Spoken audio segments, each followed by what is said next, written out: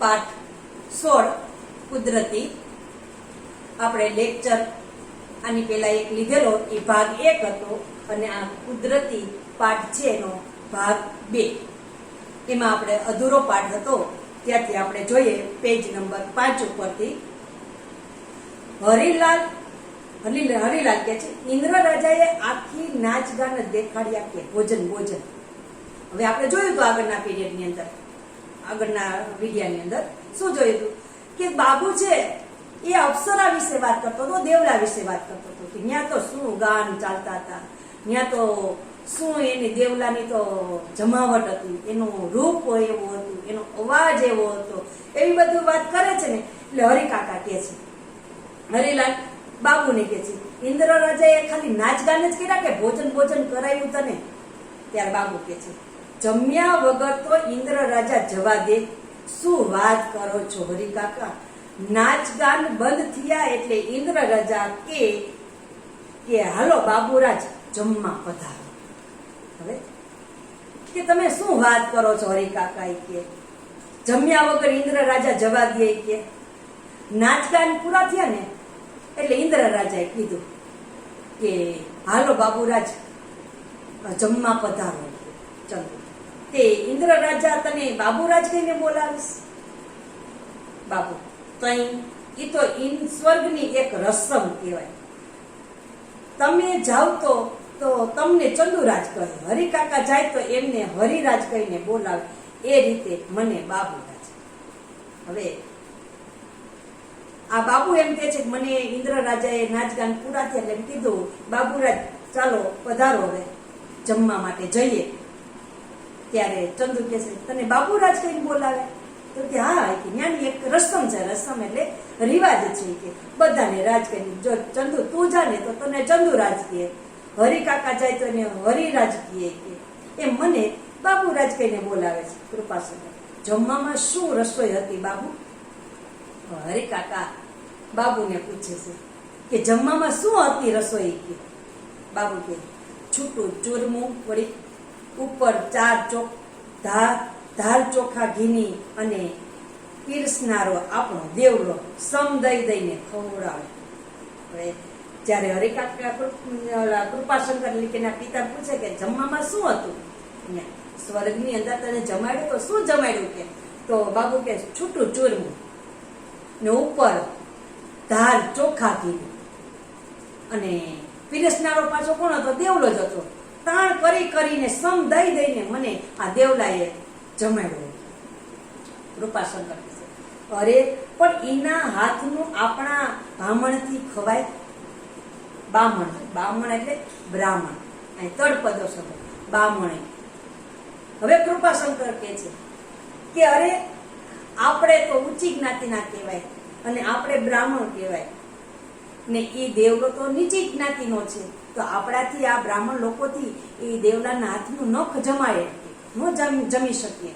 ત્યારે બાબુ કે છે, એ ભેદભાવ સ્વર્ગમાં ન હોય બાપા, અને દેવલો એ તો હું એને ઓળખતો હતો એટલે કહું છું, બાકી એનું નામ તો દેવાંશી હતું. સ્વર્ગમાં એનું કેટલું બધું માન. ઇન્દ્ર રાજાના એના ઉપર 4 હાથ. દેવાંશી શું કહેશે ને શું કરશે એ દેવાંશી આમ બીજા કોઈને તો જમાડે પણ નહીં. હરિકાકા કહે છે, બાબુ જમવામાં ફરસાણ શું હતું? હવે બાબુને એના પિતાજી કહે છે કે આપણે બ્રાહ્મણ થઈને દેવલાના હાથનું જમાય થોડું? કે દેવલો છે નીચી જ્ઞાતિનો છે ને આપણે બ્રાહ્મણ છીએ, આપણે ઊંચી જ્ઞાતિના છીએ, એટલે આપણે એના હાથનું જમી શકીએ. ત્યારે બાબુ કહે છે, એ ભેદભાવ સ્વર્ગમાં ન હોય, અને દેવલો એ તો હું એને ઓળખતો હતો એટલે એને દેવલો, બાકી સ્વર્ગમાં એનું માન કેટલું કે ત્યાં તો એને દેવાંશી કહીને બોલાવે. સ્વર્ગમાં એનું કેટલું બધું માન છે. ઇન્દ્ર રાજાના એના પર 4 હાથ છે, એટલે કે એની ઉપર કૃપા વરસે છે. ઇન્દ્ર રાજા આ દેવલા ઉપર એની કૃપા વરસી છે, અને દેવાંશી શું કહેશે કે શું કરશે એ બધું આ દેવાંશી જે કે ને એ રીતે થાય. કે કોઈને આ દેવાંશી એટલે કે આ દેવલો છે બીજા કોઈને ન જમાડે, આ તો મને જમાડ્યો. તો હરિલાલ કે છે, બાબુ જમવામાં ફરસાણ હતું? કે ખાલી ચૂરમું જ હતું ઈ કે ફરસાણ કઈ હતું ઈ કે? તો બાબુ કે છે, અરે હરિકાકા વાલ ફર્સ્ટ ક્લાસ, આપણા મણિયા પરજગરાના હાથી જ રસોઈ જોઈ લો. આ આંગળીઓમાં હજી ઈની સોડમ આવે છે, 2 વખત આંગળીઓ સૂંઘે છે, ઉડી ગઈ છે. એ સ્વર્ગમાંથી સોડમ કઈ અહીં ધૂળલોકમાં આવે. હવે બાબુ એમ કે છે, બાબુને હરિકાકા કે ફરસાણ હતું. તો બાબુ, અરે હરિકાકા વાલ ફર્સ્ટ ક્લાસ, આપણા મણિયા કરગજના હાથીની રસોઈ જોઈ હોય. એટલે રસોઈઓ એના ગામમાં હશે, એની રસોઈનું કે છે, એવી જ રસોઈ જોઈ. આ આંગળીઓમાં હજી સોડમ, સોડમ એટલે સુગંધ આવે છે. 2 વખત આંગળીઓ સૂંઘે છે. કોણ? બાબુ કે અને આમાં હજી કેમ સોડમ આવે, સુગંધ આવે છે. અને સુગંધ નથી આવતી એટલે શું કે છે, ઉડી ગઈ છે કે સ્વર્ગની સોડમ અહીંયા પૃથ્વીલોક ઉપર થોડીક આવે, આ ધૂળલોકમાં થોડીક આવે, એમ કે બાબુ એ મનાવે છે. હરિલાલ નિશ્વાસ સાથે મણિયા કરજગ જેવા અવ્વલ નંબરના રસોઈયા ગયા અને ઈ ખાવા પીવાના ગયા. હવે પોતાના ગામનો જે સારો એવો સ્વાદિષ્ટ રસોઈ બનાવનારો જે રસોઈયો છે એ હવે નથી. એટલે કે ઈ ગયો, કરજગ એ ગયો, અને આ 1 નંબરની જે રસોઈ બનાવતો એ ગયો. હવે તો ખાવા પીવાનું બધું ગયું. કૃપાશંકર ઉપર ધારના તો સપના રહી ગયા. બાકી આ ચંદુના દાદા ગુજરી ગયા ત્યારે એની પાછળ 24 ગામની નાત થયેલી. શું ઘી ખાધા છે એ વખતે. ઓહો, કૃપાશંકર કે છે આ ઉપરથી ધાર જે થતી ઘીની એ પણ ગયા. પણ આ ચંદુના દાદા જયારે ગુજરી ગયા, અવસાન પામ્યા, એની પાછળ 24 ગામની જે નાત થયેલી, એટલે કે જમણવાર થયેલો, એમાં શું ઘી ખાધા છે. ઓહો, એવી તો હજી ક્યારે ખાવા મળ્યું નથી. હરિલાલ ઘીની વાત કરો છો મોટા ભાઈ, તેલ પણ ચા મળે છે આ ખાવા. કાશી તેમાં તો મારો બાબુ રોજ કકડાટ કરે છે. મોર્ય મારી પઠે તેલવાળા શાક ખાધેલા ને ખાણ બાફણા જેવા શાક ચાથી ભાવે. હવે આ ઘીની તેલની વાત આવે છે એટલે કાશી કે છે એમાં મારો બાબુ રોજ કકડાટ કરે છે, રાડો નાખે છે, બૂમો પાડે છે કે મોર્ય, મોર્ય એટલે પેલા સારી રીતે આ તેલવાળા શાક ખાધેલ પીધેલ, હવે આ ખાણ બાફણા જેવા તેલ વગરના શાક એને ભાવતા નથી. કે બાબુ આ એટલે તો મારે પાછા નહોતું આવું બા. કે અહીંયા બાફણા જેવા શાક હોય છે, ખાણ જેવા, એટલે જ બા મારે સ્વર્ગમાંથી અહીંયા પાછું નહોતું આવું. ચંદુ તો પછી પાછો કેમ આવીએ બાબુભાઈ? બાબુ આવડતા બાકી હશે, બીજું શું. જમી લીધા પછી ઇન્દ્ર રાજાએ બંગલા પાન 1 પોતે ખાધું ને 1 મને આપ્યું. ચંદુ ઇન્દ્ર રાજા પાન ખાય. હવે બાબુ એમ કે છે મારે તો સ્વર્ગમાં આવું જ નહોતું, અહીંયા બાફણા શાક ખાવા માટે, ખાણ જેવા બાફણા શાક ખાવા માટે મારે અહીંયા આવવું નહોતું. તો ચંદુ કે તો શું કામ આવ્યું અહીંયા? અવાય જ નહીં, અહીંયા સારું ખાવાનું ત્યાં રહેવાય ને. તો બાબુ કે છે આવડતા બાકી હશે. આવડતા એટલે આયુષ્ય બાકી હોય તો પછી આવું જ પડે ને કે મારે. કે ઇન્દ્ર રાજાએ બંગલા પાન 1 પોતે ખાધું, 1 મને આપ્યું. તો ચંદુ કે છે ઇન્દ્ર રાજાએ પાન ખાઈ. કે બાબુ શું કામ ન ખાય, એમને શી ખોટ છે?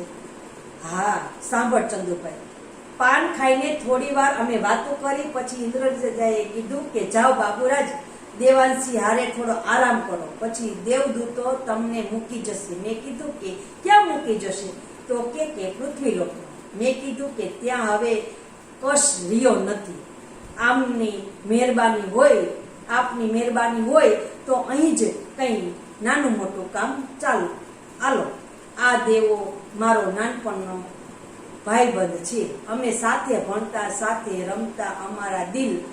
ઇન્દ્ર રાજાએ હસીને કીધું કે અમારાથી કશું અજાણ્યું નથી બાબુરાજ. આ દેવાંશીની મનોકામના પૂર્ણ કરવા તો તમને અહીં મહેમાન ગતિ એ તેડ્યા છે. હવે બાબુને કહે છે કે શું કામ લો આ ચંદુ કે છે એ ઇન્દ્ર રાજા પાન ખાય? બાબુ કે શું કામ ન ખાય, એને શું ખોટ છે, એને તો ઘણો બધા રૂપિયા છે, ઘણું બધું છે, તો ખાય જ નહીં કે. પછી કે તને ખબર ચંદુભાઈ કે પાન ખાઈને અમે વાતો કરતા હતા, પછી ઇન્દ્ર રાજાએ કીધું કે જાઓ બાબુરાજ, હવે આ દેવાંશી સાથે થોડીક વાતો કરો, આરામ કરો, ને પછી આ દેવદૂતો તમને મૂકી જશે. બાપુજી ક્યાં મૂકી જશે? તો કે તમારા પૃથ્વીલોક ઉપર. તો કે મારે ત્યાં જવું નથી, હવે પૃથ્વીલોકમાં ધૂળ લોકમાં મારે નથી જવું, મને અહીંયા નાના મોટું કંઈક કામ આપશો તો હું કરીશ. તો ઇન્દ્ર રાજા હસે છે અને કહેશે આમાંથી મારું કશું અજાણ્યું નથી, આ દેવાંશીએ તમને અહીંયા મહેમાન ગતિ માટે તેડવાની વાત કરી, આવવાની વાત કરી, એટલે એની ઈચ્છા પૂર્ણ કરવા માટે તમને અહીંયા તેડાવવામાં આવ્યા હતા. ચંદુ દેવાંશીની મનોકામના એટલે ઈચ્છા, કે દેવાંશીની મનોકામના હતી, દેવાંશીની ઈચ્છા હતી, એટલે તમને અહીંયા તેડવામાં આવ્યા છે. બાપુ હા, એકવાર દેવાંશીના નાચ ગાનથી ઇન્દ્ર રાજા પ્રસન્ન થઈ ગયા. બોલ દેવાંશી, જોઈએ તે માંગી લે. દેવાંશીએ તો કીધું કે મારો બાળપણનો જીગરજાન દોસ્ત છે બાબુ, ઈની બહુ યાદ આવે છે, ઈને તેડાવો બસ. કેમ? આ દેવાંશીની મનોકામના શું હતી? તો કે એને એક વખત ખૂબ નાચગાન કર્યું, એના નાચગાનથી ઇન્દ્ર રાજા પ્રસન્ન થયા અને ઇન્દ્ર રાજાએ દેવાંશીને કીધું કે માગ, તારે જોઈએ તે માગ. ત્યારે દેવાંશી એટલે કે દેવલાએ કીધું કે મારો એક જીગરજાન દોસ્ત એ બાબુ છે, એ બાબુની મને ખૂબ યાદ આવે છે, એને એક વાર અહીંયા તમે તેડી લાવો બસ, મારે બીજું કશું જોતું નથી. ચંદુ આનું નામ દોસ્ત કહેવાય. બાબુ દોસ્ત એટલે વિદાય વેળા અડધા આકાશ સુધી મૂકવા આવ્યો, આંખમાંથી આંસુ માયને, બથમાંથી છૂટો જ ન થાય. મેં કીધું હું જરૂરથી પાછો આવીશ દેવા, તું છાનો રે. પણ એ હિપકા ભરીને રોવા મંડી પડ્યો. મને તો ગળે ડૂમો જ બાજી ગયો. દેવદૂત જેવા દેવદૂતોની આંખો ભીની થઈ ગઈ. દેવદૂતે ફોસલાવીને છૂટો પાડ્યો. જતા જતા મારી સામે ટગર જોઈ રહ્યો, પછી દોડીને મારી પાસે આવ્યો, બોલ્યો બાબુ પુનઃ કરજે, જેથી ફરી મળી હકાય, હું તારી વાટ જોઈશ. હવે ફરી બાબુ ને આ વિદાય વેળા એ કે છે શું આને કહેવાય દોસ્તી? કે દોસ્તીની ક્યાં વાત છે? મને જયારે પાછા એ દેવદૂતો મૂકવા આવતા હતા કે અડધા આકાશ સુધી આ દેવલો છે મને મૂકવા આવ્યો, અને આંખમાં આંસુ સમાય નહીં, બથમાંથી કોઈ વાતે છૂટો ભરે નહીં. અને મેં કીધું દેવલા તું રડમાં, હું ફરી પાછો અહીંયા આવીશ. ત્યારે દેવલો કહે છે કે બાબુ તું પુણ્ય કરજે, પુણ્ય એટલે કે પુણ્ય કરજે, જેથી કરીને તું અહીંયા આવ અને આપણે પાછા મળી શકીએ. કાશી સાચું છે, પુણ્ય કર્યા વિના કઈ સ્વર્ગે ન જવાય. એટલે કે કાશીમાં એટલે કે બાબુની બા કે છે સાચી વાત છે દેવલાની, કે જો પુણ્ય કરીએ કે પુણ્ય કરીએ તો આપણે સ્વર્ગે જઈએ. કૃપાશંકર આ આપણે આખો જન્મારો સંસારમાં કીડાની જેમ જીવ્યા કરીએ છીએ, સ્વર્ગના સુખ આપણા ભાગમાં ચાથી આવે. હરિલાલ અરે પણ મારો દેવલો ઈને તો શા પૂર્ણ કર્યા હશે કે સ્વર્ગ મળી ગયું.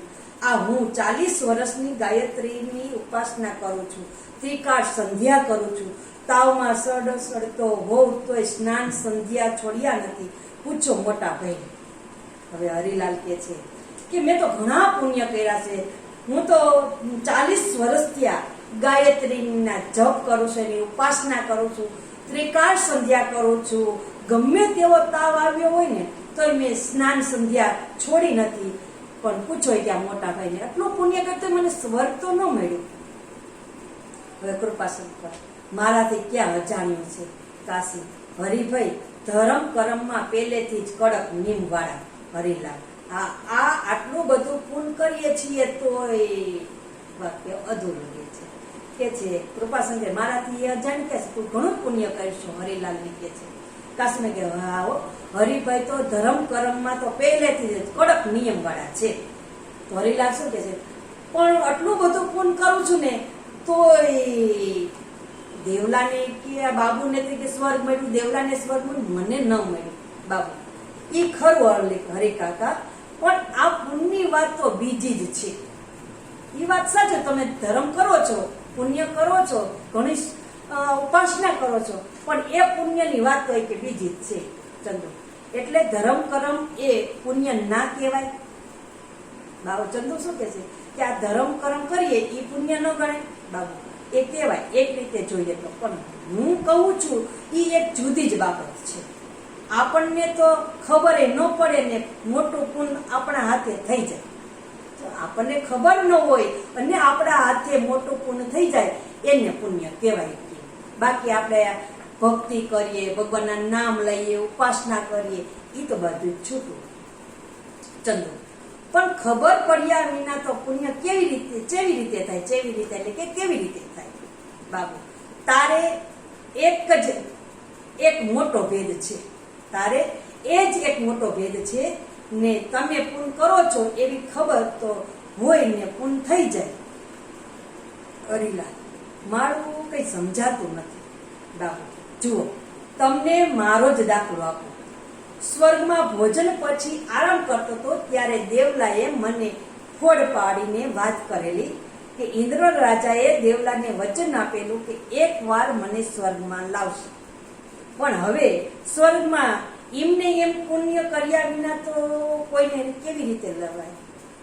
હવે કે છે જો હું તમને ફોલો પાડું કે પુણ્ય કોને કહેવાય. હવે જુઓ, હું તમને એક દાખલો આપું. સ્વર્ગમાં ભોજન કર્યા પછી અમે હું દેવલો આરામ કરતા હતા ત્યારે દેવલાએ ખોડ પાડેલી કે મને ચોખવટ કરી કે ઇન્દ્ર રાજાએ દેવલાને વચન આપેલું કે એક વાર મને સ્વર્ગમાં લાવશે. કે બાબુને એક વાર સ્વર્ગમાં લેવા કરી, એમનું તો ન લેવાય. કઈ પુણ્ય જો દેવલો બાબુ કરે તો એને સ્વર્ગમાં લઈ આવાય. કે તો એ કઈ રીતે? ચંદુ કે છે તો સાચી વાત છે. કઈ રીતે? તમે શું પુણ્ય કર્યું? બાબુ આ પછી હું ઘરમાં આવી. હા બાબુ કે છે કે હવે વસ્તુ એમ બની કે ચંદુભાઈ કે હું આજે સવારે નવેરીમાં પેશાબ કરવા ગયો. પેશાબ કરતા અચાનક મારું ધ્યાન ગયું ને ચમકીને 2 ડગ ખસી ગયો. બિચારી એક કીડી પલળીને મરી જાય. હવે આ તો એક પુણ્ય થતા થઈ ગયું ને કીડી બચી ગઈ. હવે અચાનક આપણાથી ખબર ન હોય ને પુણ્ય થઈ જાય એની વાત કરે છે. ચંદુને બાબુ કે છે જોવાય કે બાબુ ભાઈ ચંદુલાલ કે હું આજ સવારે નવેરીમાં પેશાબ કરવા ગઈ ને પેશાબ કરતા મારું અચાનક ધ્યાન ગયું એટલે હું 2 ડગલા પાછળ હટી ગઈ. બિચારી એક કીડી છે એ પલળીને મરી જાય. હવે આ તો એક પુણ્ય થતા થઈ ગયું ને કીડી બચી ગઈ. કૃપાસન એનો બિચારીનો જીવ છે ને બાબુ. આ પછી હું ઘરમાં આવ્યો. ખાટલામાં બેહવા જઉં છું ત્યાં ઢળી પડ્યો જરાક અટકીને. દેવલાએ મને કીધું કે બાબુ તારા હાથે આ જે પુણ્યનું કામ થતા થઈ ગયું એને કારણે જ તું સ્વર્ગમાં એક દાડો લાવો લઈ શક્યો અને આપણે મળી શક્યા. માટે પુણ્ય કરજે, પણ જોજે કરવા ખાતર ન કરીશ એનો વિચાર નહીં કરવાનો. એમ જ થવું જોઈએ કુદરતી. હવે બાબુ કે છે આ પછી હું ઘરમાં આવ્યો. ખાટલામાં જ્યાં બેહવા એટલે કે બેસવા ગયો ત્યાં હું ઢળી પડ્યો એટલે કે હું પડી ગયો. દેવલાએ મને કીધું કે બાબુ તારા હાથે આ જે પુણ્યનું કામ થયું એને કારણે તું એક દિવસ માટે આ સ્વર્ગમાં આવ્યો છે, પણ જોજે એ પુણ્ય કરવા ખાતર ન કરતો, પણ એનો વિચાર નહીં કરવાનો કે આપણે સ્વર્ગમાં જવું છે એટલે પુણ્ય કરીએ એવું નહીં. પણ અચાનક થઈ જવું જોઈએ, કુદરતી જ થવું જોઈએ. એમ જ થઈ જવું જોઈએ કુદરતી. અચાનક રીતે આપણી રીતે જે પુણ્ય થાય એને જ આપણે કુદરતી કહીએ છીએ, એને જ આપણે પુણ્ય કહીએ છીએ. હરિલાલ મારું બેટું આ તો ભારે અઘરું કહેવાય. ચલો પુણ્ય આપણે કરવાનું ઈ નહીં, કૃપાસન ઈની મેળાએ જ થઈ જવું જોઈએ. હરિલાલ કુદરતી. હવે હરિલાલ કે છે મારું બેટું આ તો અઘરું છે હોય. તો ચંદુ કે પુણ્ય કરવાનું આપણે કરવાનું નહીં, કૃપાસન એની મેળે થઈ જવું જોઈએ આ કુદરતી રીતે. આ દેવલો કુદરતી ગાતો નાચતો એમાં એને મજા પડતી, કુદરતી જ એને એવું હતું. ભણતો ત્યારે શું, ગાવાનો ઈને ભારે શોખ, પણ કુદરતી આ ઈમાને ઈને સ્વર્ગનો મોભો મળી ગયો. હવે શું કહે છે, કુદરતી દેવલો કુદરતી નાચતો ગાતો, એમાં ને એમાં એને મજા આવતી, કુદરતી મજા આવતી. મારો ભણતો ત્યારથી એ ગાવાનો શોખીન હતો અને એમાં જ એને આ સ્વર્ગની અંદર મોભો મળી ગયો, એટલે કે સ્થાન મળી ગયું. હરિલાલ, એલા બાબુડા, તું તો શી વાત કરેશ, માણસ નાચ ગાન કરે એમાં સ્વર્ગ મળી જાય? બાબુ, હા પણ ઈ કુદરતી હોવું જોઈએ હરિકાકા. હરિલાલ કે છે, એલા બાબુડા, તું શું વાત કરશો, માણસ નાચ ગાન કરે અને સ્વર્ગ મળી જાય? બાપુ કે હા, ઈ કુદરતી હોવું જોઈએ, કે આપણે બનાવટથી હોય નહીં. હરિલાલ ઊભો થાય છે, આપણે તો આમાં કઈ ન સમજીએ. હું જઉં ત્યારે મોટા ભાઈ અને હવે બાબુને આરામ કરવા દે. જતા જતા બગડે છે, હું એમને એમ થવું જોઈએ કુદરતી, મારો વાલો ઈ તો કેવી રીતે થાય? હવે હરિકાકા કે ઊભા થાય છે ને કે છે, આપણે તો એમાં કઈ સમજણ પડતી નથી. હવે હું જાઉં છું મોટા ભાઈ, હવે બાબુને આરામ કરવા દે. જતા જતા બબડતા હું એમને એમ થઈ જવું જોઈએ કુદરતી, મારું હારું ઈ તો કેમ કરીને થાય? એમ બબડતા બોલતા એ હરિકાકા છે જાય છે. ચંદુ, ચાલો હું ઉપડું કુઈબા. બાબુભાઈ આવજો. બાબુ, હા આવજે ચંદુભાઈ. કૃપાસન, બાબુ તું આરામ કર, થાક્યો પાક્યો. જાય છે. કાશી, હાલો હું લાપસીનું આંધણ મૂકું. બાબુ આટા મારે છે, પછી કાને જનોય ચડાવે છે. પૂન કરવાનો પણ એનો વિચાર નહીં કરવાનો, થઈ જવું જોઈએ કુદરતી. હવે હરિલાલે એમ કે છે, મોટાભાઈ હવે હું જાઉં, બાબુને આરામ કરવા દો. મારવાળું મને તમે કઈ સમજણ થતું નથી. આ એમ જ થઈ જવું જોઈએ કુદરતી, એ આપણાથી કઈ રીતે થાય? એવી વાતો કરતા કરતા બબડતા હરિકાકા જાય છે. ચંદુ કે છે, ચાલો હવે હું પણ જાઉં, બાબુભાઈ આવજો. કૃપાશંકર એટલે કે બાબુના પિતા પણ એમ કે છે કે બાબુ હવે તું આરામ કર, તું થાકી પાકી ગયો છે, થાક્યો હશે, હું પણ જાઉં છું. હવે બાબુની બા એમ કે છે કે ચાલો હવે હું પણ જાઉં અને લાપસીના આંધણ મૂક. લાપસીના આંધણ શા માટે? કે બાબુ મરી ગયો હતો અને પાછો જીવતો થયો, એટલે એની ખુશાલીમાં આનંદમાં લાપસીનું આંધણ મૂકવાનું કહે છે. એટલે કાશીબા પણ જાય છે. બાબુ આટા મારે છે અને પછી કાને જનોય ચડાવે છે. કાને જનોય ચડાવી એટલે કે જ્યારે બાથરૂમ કરવા જાય ત્યારે કાન ઉપર એ જનોય ચડાવતા હોય છે ને મનની અંદર બાબુને એ જ વિચાર આવે છે, પુણ્ય કરવાનું, એવો વિચાર નહીં કરવાનો, એમ જ થઈ જવું જોઈએ એવો વિચાર કરશે. અહીંયા પાઠ પૂર્ણ થાય છે. હવે થોડાક આપણે પ્રશ્નો જોઈ લઈએ. એક વાક્ય વાળા છે, થોડાક જોઈએ. બાકીનું જે આ શબ્દાર્થ છે, રૂઢિપ્રયોગ છે, એ તમારી નોટની અંદર લખી લેજો, એની આપણે ચર્ચા કરતા નથી. હવે એમાં છે કે એક વાક્ય વાળા પ્રશ્નની અંદર કે કુદરતી પાઠ ના લેખકનું નામ જણાવો. કુદરતી પાઠના લેખકનું નામ જણાવો. પછી એવો પડે કે કુદરતી પાઠનો સાહિત્ય પ્રકાર જણાવો. પછી એવો પણ પ્રશ્ન પૂછી શકાય કે લાભશંકર ઠાકરનું ઉપનામ લખો, પુનર્વસુ. પછી છે કુદરતી પાઠ શેમાંથી લેવામાં આવ્યો છે. પછી એવો પ્રશ્ન આવે છે, ઇન્દ્ર રાજાએ બાબુને શું કહીને બથમાં લીધો.